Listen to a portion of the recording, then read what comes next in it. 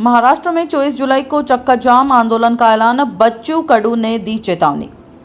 प्रहार जनशक्ति party के अध्यक्ष और पूर्व विधायक बच्चू कडू ने शनिवार 19 जुलाई को महाराष्ट्र में राज्यव्यापी चक्का जाम आंदोलन का ऐलान किया। उन्होंने किसानों, मजदूरों, मछुआरों, दिव्यांगों और बेरोजगार युवाओं से आंदोलन में सक्रिय भागीदारी का आह्वान किया है। कडू ने कहा कि सरकार द्वारा गठित समिति लोगों के आक्रोश को शांत करने का मात्र एक माध्यम है, जबकि कर्ज माफी या ठोस समाधान को लेकर कोई स्पष्टता नहीं है। उन्होंने आरोप लगाया कि सरकार मुद्दों पर टालमटोल और घुमा फिराकर जवाब दे रही है।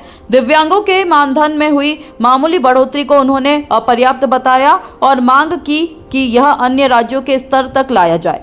साथ ही चेतावनी दी कि जब तक किसानों की कर्ज माफी की निश्चित तारीख घोषित नहीं होती और दिव्यांगों के लिए केंद्र से अतिरिक्त सहयोग नहीं मिलता, तब तक आंदोलन जारी रहेगा। उन्होंने दोहराया कि यह आंदोलन किसानों, मजदूरों और वंचित वर्गों के अधिकारों की लड़ाई है। भारत संवाद के लिए संजय दास की खास रिपोर्ट।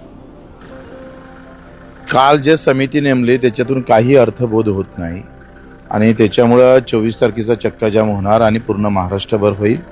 त्याच्यातून निश्चित समितीमध्ये सध्या कोण आहे, नेमकं कर्जमाफीसाठी आहे का उपाययोजनासाठी आहे हेच कळत नाही आणि सगळं थातूरमातूर उत्तर आहे। त्याच्यामुळे 24चा चक्का जाम महाराष्ट्रभर होणार। जिथपर्यंत कर्जमाफीची ठोस भूमिका घेतल्या जात नाही, तारीख सांगितल्या जात नाही, तोपर्यंत आमचं आंदोलन ठाम राहणार आहे। आणि दिव्यांगांचं जे मानधन वाढवलं त्याबद्दल सरकारचा आभार, परंतु तेही फार कमी वाढवलेलं आहे। इतर राज्यामध्ये 3 ते 5 हजाराच्या तुलनेमध्ये आपण फक्त 2,500 आहोत। महाराष्ट्र हा प्रगत राज्य असताना सुद्धा ज्याला 2 पायाने डोळे नाही अशांसाठी मला वाटते आपण आवरता हात घेऊ नये।